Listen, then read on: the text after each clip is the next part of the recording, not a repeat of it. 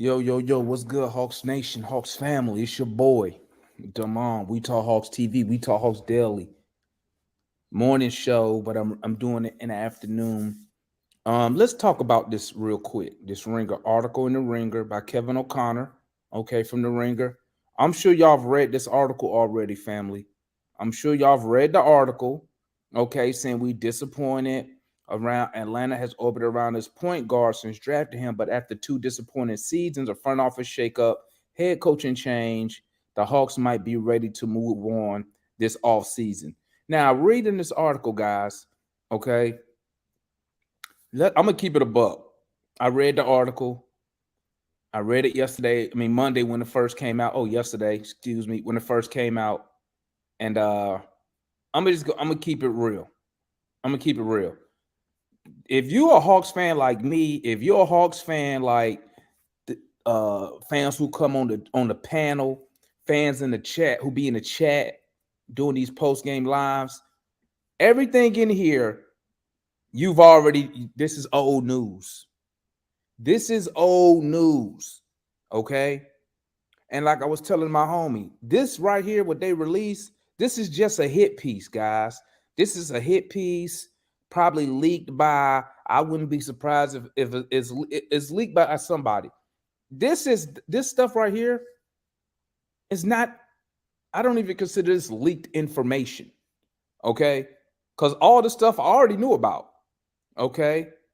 Uh right here it says Snyder demanded and has influence over personnel decision. That's not new, because if you're on this show right here, I said that before we even hired Quinn Snyder. Go back a couple shows before we hired Quinn Snyder. I said Quinn Snyder will be a fool if he didn't get some type of control over player personnel due to how Travis Link got forced out. That's not new, bro. This is old stuff. This stuff we've already been saying. Okay. Let's look. This should come on a real surprise. In March, the owner, Tony Ressler, said he's either opening nor closing the door on players being moved. Reported escalating tension between Young and former head coach Nate McMillan, leading to team meetings and questions about Young's leadership. Players reportedly sided with the coach over their star player. Things got so ugly that they said Trae could request a trade this summer if the Hawks fail to make inroad in the play. Bruh, what about this you didn't already know about? This is only shocking news to everybody else, because 99% of the media, 99% of casual basketball fans don't follow the Atlanta Hawks. So that's why on Twitter, you see all this, ooh, but I'm reading it. Now, I just be having fun with it. You know, sometimes I'm out here, I be trolling, you know, because I know some people love Trae. So I just like messing with him. But man, I'm not taking this article is old news. I'm not gonna say fake because there's some truth in this article, but it's old news. Why he decided to drop it before the playoffs and why he wanted, you know what's so funny? I'm gonna tell you what's hilarious. In this article, he didn't even mention the the playoffs last year, did he? When Trae took the private jet back without telling the coach or anybody, he didn't even put that up in here. You see what I'm saying? So I mean, this article, this ain't even the good. This is an article. If you're not a Hawks fan, this is the article that make you go, ooh, if you're not a Hawks fan. If you're a Hawks fan like me, I read it. I was like, I mean, he ain't said nothing. He ain't said nothing I ain't already said on this show. Nothing at all. That I look at all these shows we've done, these post-game lives, these videos. We've discussed this. Okay? We've discussed this. Look at this. The Hawks front office has the green light from ownership to do whatever it wants with the roster, which includes considering trade opportunities involving all-star point guard Trey Young. Now, you see this, family? You see this right here, what I'm highlighting? You see this? With the offseason approaching, lead sources say Hawks front office has the green light from ownership to do whatever it wants to do with the roster, which includes considering trade opportunities involving all-star point guard Trey Young. Now, let's be honest. That's exactly what the front office job is. That's exactly what their job is. That's what they're supposed to do, right? You teams might give you offers. It's gonna be general managers who gonna say, "Hey man, what's up? You think about moving Trey?"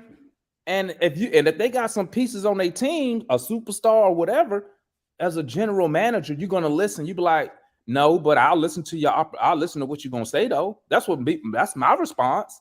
If I'm the general manager of the Hawks and they say, "Hey, you moving Trey?" I'll be like, "Nah, but I'll listen to you." Prime example. That's exactly how we got DeJounte Murray. DeJounte Murray was not on the trade block when we went to go get him. He was not on the trade block, right? We went to San Antonio. San Antonio's like, we're moving for the right price now. What you talking? And we made an offer. San Antonio couldn't refuse. Whether you say you think we won in the trade, you think we overpaid, it is what it is.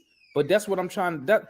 This right here, and you see what they did. They took this, and they only on the title. It says the ownership had green. The front office had the green light from ownership to do whatever it wants, and it didn't say which includes considering trade. It said that them headlines don't say that.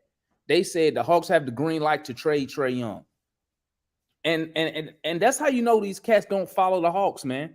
So I'm watching national media today. I'm watching Shannon Sharp and Skip Bayless. I'm watching Max Kellerman and Keyshawn.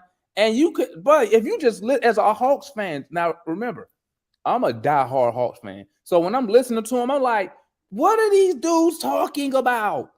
Like they seem like I'm watching Shannon Sharp. He's shaking his head. I'm like, Shannon Sharp, bro, this news you reading is old news, bro. It's old news. It's happened, it's passed. Nate McMillan has been fired already, man. I mean, what are we getting excited about over here? I mean, it must be a slow sports news cycle. Okay. And come on, let's come down here. Tony Wrestler in March, Tony Wrestler told the Athletic Schultz he's neither opening nor closing the door on any players being moved. That's exactly what he's supposed to say, and that's exactly how you're supposed to think. When you have an underperforming season like we did, nobody's job should be safe. You notice he didn't say, "Hey, you could trade." He didn't say that out of his mouth. And you could trade Trey Young. Yeah, Trey Young's up for trade. He didn't say that. He said, "I'm neither opening nor closing the door on any players being moved." That's the same way I think. That's what I be telling people. Nobody's job should be safe when you have disappointing seasons. That's like when Deion Sanders went to Colorado, came off a fresh 1-11 season, and he told them kids, "Hey, some of y'all might want to hit the portal." Exactly. Because they're 1-11. Those dudes are not good. Why would I want to keep them? So it's the same thing. The only difference is at the pro level. And you got contracts involved. So obviously you just can't tell people to hit the portal. And obviously you're not going to put out there you want somebody to leave because they trade value going to go down. Bro, listen, man. Guys, don't get excited. If you're a Hawks fan, don't get excited. All this stuff is old. Look at this. Reported. Look at this. Shams and Sam. Oh, that rhyme. Bars. Shams and Sam reported escalating tensions between Young and Nate McMillan leading the team meetings about the leadership. The team sided with the coach over their star player. Bruh, Nate McMillan been gone for over a month now. Nate been gone for a month. And they just now putting this out. See, they make it seem like this stuff is just now happened. This stuff is over. Nate McMillan is gone. Why are you mentioning this? He's no longer the coach. So I don't understand what they point. What are they trying to say here? Because it's old, bro. Come on down. Come on. Regardless of Trey's desire to stay, look at this. Regardless of Trey's desire to stay, it could be the Hawks that decide to change course following a likely early exit from the play-in or the postseason. Bro, are we serious right now? Are we serious right now? We are not in a position. If you're a Hawks fan, you already know this. We're not in a position, okay, to trade Trey Young. I'm just keep it real right now. You got him, we got him. You trade Trey Young, it's gonna be a domino effect. You're probably not gonna keep Murray, okay, because Murray gonna be courted by other teams. We have a lot invested in Trey Young. Okay. You have everything that Trey Young has requested that we know of publicly has been granted. I mean, we got rid of 2 coaches. Okay. So I don't think the Hawks are going to move Trey. Okay. And then look at it from a business standpoint. We sold out every home game this year.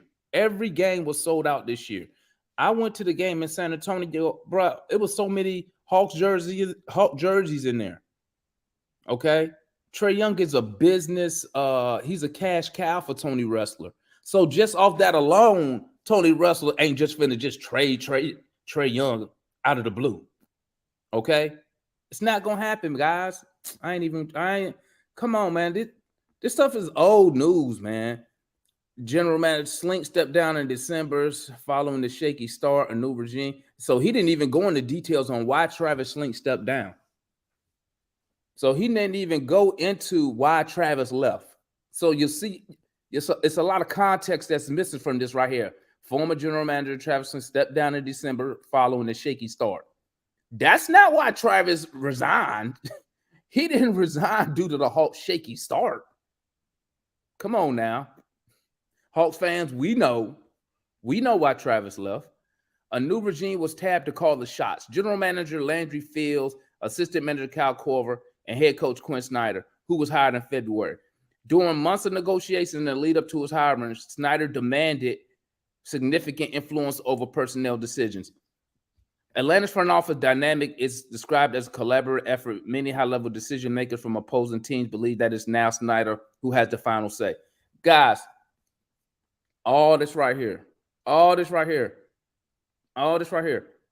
said this. I already told y'all all this already.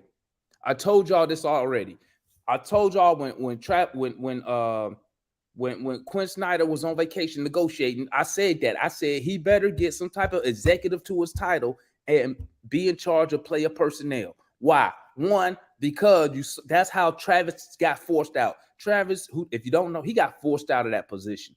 And he saw the writing on the wall. That's why he left. When Nate saw the writing on the wall when Travis resigned, that's why Nate went and resigned. So what did I tell y'all? I said if Quinn is smart, he gonna get control of the player personnel, because you can't trust. If I'm Quinn Snyder and I'm coming from 8 years of winning in Utah, right?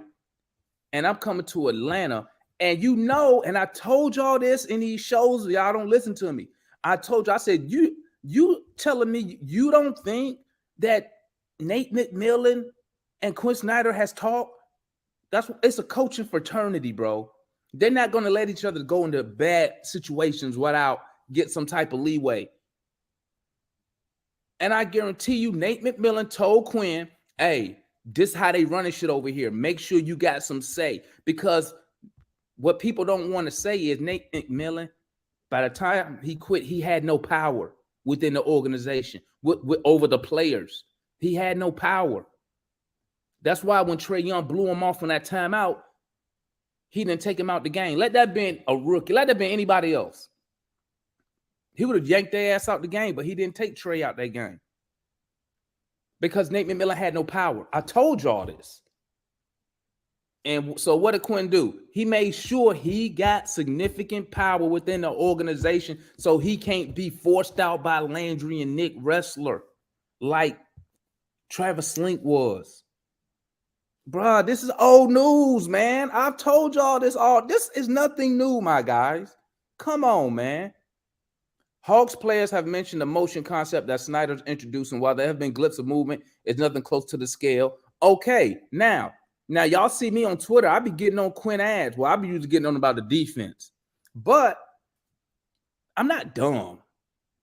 I'm not dumb. When Nate McMillan took over the Hawks, okay, 2 years ago, he didn't implement nothing new because, like he said, you don't have the time. We don't have time to practice to where you can install new offenses, new concepts. So why they thought Quinn Snyder's finna install some super duper type of motion right now with what? Quinn got here, we had what? 20 games remaining, 16 games, somewhere around there. So I don't know what this dude, this article, the author thought. You ain't gonna, bro, let's, come on. I ain't even gonna, I was about to say something, I'm not gonna say it. The Hawks are playing at a brisker pace from ninth in possession under Nate McMillan to first since dismissing him. Okay. Hawks are half-court offense still stagnant, though, by dribbling out the 24-second clock at the end of regulation, lost to blah, blah, blah. Okay. We already know this. This is nothing new, guys. This is nothing new. We already know we're not a half-court offense. But it goes back to how much do you think Quinn can instill within that short amount of time? It's not enough time for him to instill all this motion shit. It's just not enough time. He got to put a little bit here, a little bit there, and keep it moving, right? Now, yeah, Trae, he tricked off the game, but let's be real, family. We shouldn't have been to no last second shot with the 76ers back up anyway. So I ain't putting that on Trae. Now I was clowning about that possession, but the whole team was garbage against the Sixers. It's no way you should be going into overtime with the 76ers backups. And unacceptable. So you can't put all that on Trae. I don't know what this dude talking about. Given a limited practice time, the fact that Snyder has yet and Simmons, it's unrealistic, blah, blah, blah. There you go. Hawks have gone 10-11 since hiring Snyder. Okay. That's facts, 10-11. Young has resisted sustaining off-ball activity even after pushing the front office for DeJounte Murray. And like I told y'all, Trey Young wanted DeJounte Murray here, right? They wanted him here. If you remember, Nate McMillan, when we got DeJounte in the offseason, said, remember that? I'm flying to Oklahoma, and me and Trae going to discuss him playing off ball. We already knew this. This ain't new. Come on, man. This dude is telling you nothing, guys. If you're a Hawks fan, like I said, if you ain't a Hawks fan, you're reading this like, oh my God, look at all this stuff. Come on, man. Okay. When Young doesn't have the ball, he often stands in the corner like a statue or just 40 feet from the basket, ready looking for a chance to cut behind the defender. That's facts. We got to keep it real here, guys. That's facts. He does stand there. He don't move. That's facts. We know this already. But once again, this is nothing new if you're a Hawks fan.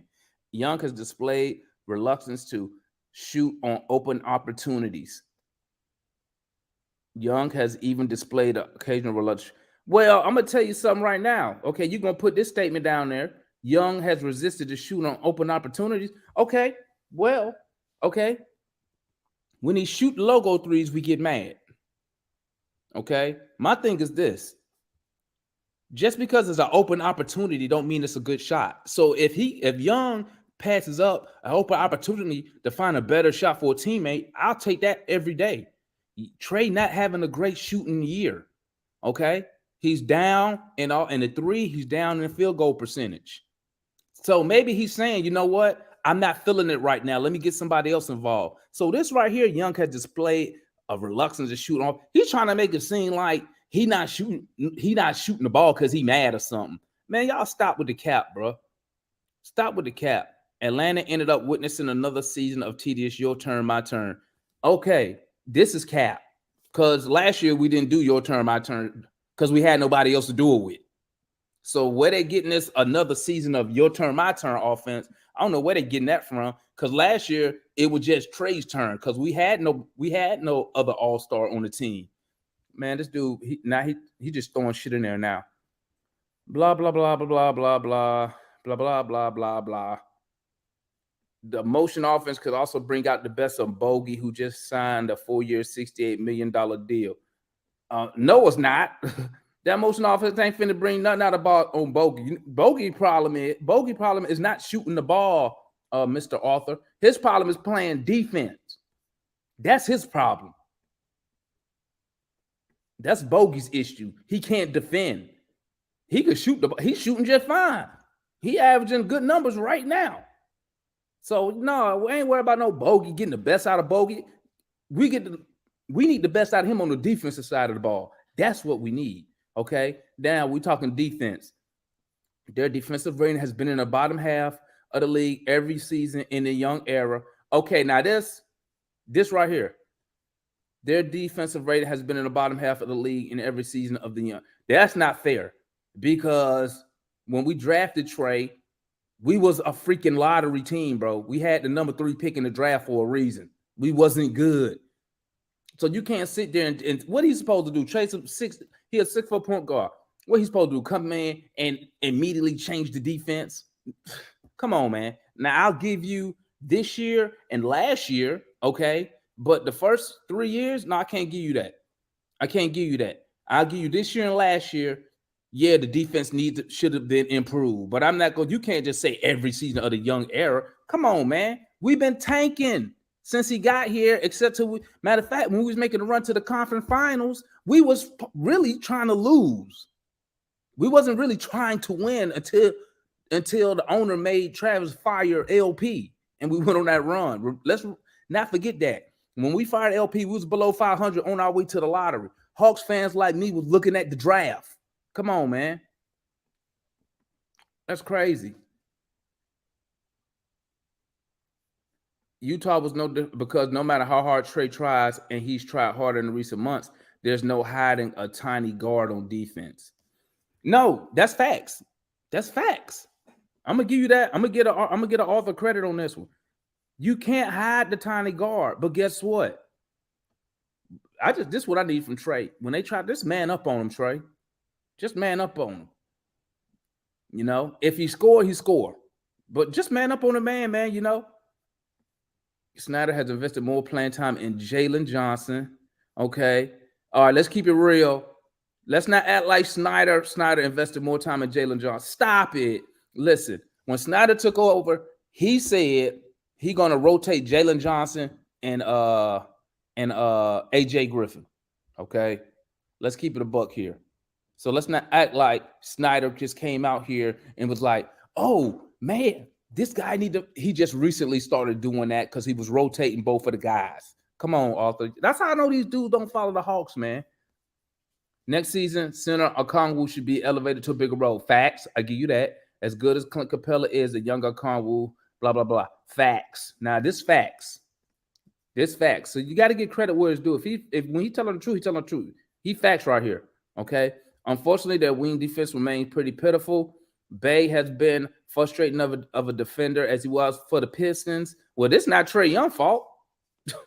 That ain't Trey Young's fault. That's Landry Fields' fault, who just traded 5 second-round picks for trying to make up for letting Kevin Huerter go. So he was trying to make up for more offense by sacrificing defense, getting Bay, when he should have just kept Kevin Huerter. So that's on the Hawks front office right there. DeAndre Hunter continues to underwhelm, lacking the lateral move the Hawks envisioned when drafting him 4th overall. Facts. I mean, I'm not gonna sit here and lie. I thought by this time DeAndre Hunter be giving us 20 points, playing amazing defense, on-ball defense. It's not happening for whatever reason. His knees, injuries, whatever. But that's facts. A lot of fans feel like this. Youngest fault, blah blah blah. Yeah. Talking about the defense, y'all. Everybody who on Twitter, who follow me on Twitter, y'all already know every day I be complaining about the defense. Building without Young would change the complexion of the Hawks. Murray, a creator, superior defender, but he settles for too many early jumpers. He's been inconsistent on defense, taking too many risks. Okay, let's talk right here. Okay. He's been inconsistent, taking too many risks. That's what he did in San Antonio. The difference is, Arthur, in San Antonio, he had better defenders, better on-ball defenders who allow him to take those risks. That's what we got to change now. We need our players to be better on-ball defenders so Murray can take those risks like he was doing in San Antonio. You feel me? dynamic shot creator, but on offense, he settled for too many. I don't know about early jumpers. I don't know what he mean by early jumpers, but I do agree he settles too much for the mid range. I would like he need to be getting to the free throw line 8 to 10 times a night, like Trae. To be honest, okay. Murray was a better player in San Antonio. That's because he had better defenders around him. No matter what happens with young Murray, we still need to justify the hefty price.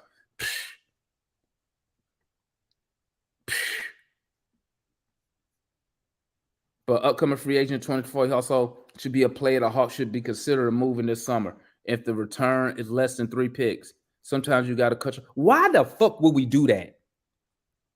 Why would we do that? Every time these dudes talk about the Hawks having to change the roster, it's always us getting the short end of the stick. Why would I trade him? Okay. The first thing I'm going to try to do is re-sign him. That's my priority. Because at least if you resign him, say Trey Young does request a trade, at least you got a Murray to build around and you got a point guard. So why would I trade him? And because guess what, Arthur? If you lose Murray, you probably lose Trey.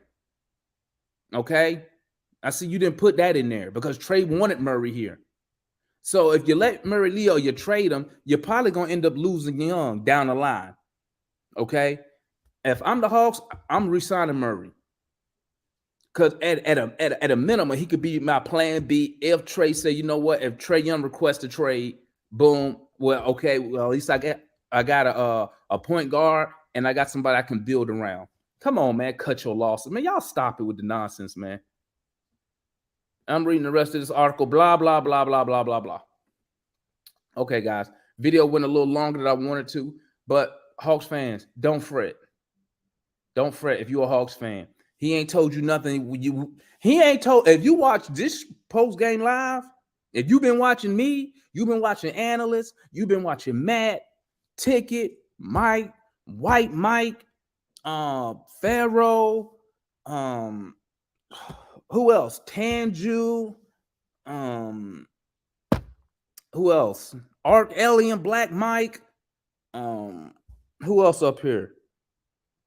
RJ. If you've been watching all of us, none of this should be new to you. None of it. So don't worry about it. What we just need to make sure our guys ready to play tonight. Go down to Miami, beat their ass, get this dub, and bring it back to the house so we can get ready for the playoffs. That's what we need to do. Okay? This your boy, Damon. Y'all know what time it is, man. I'm up out of here. Hawks up. Peace.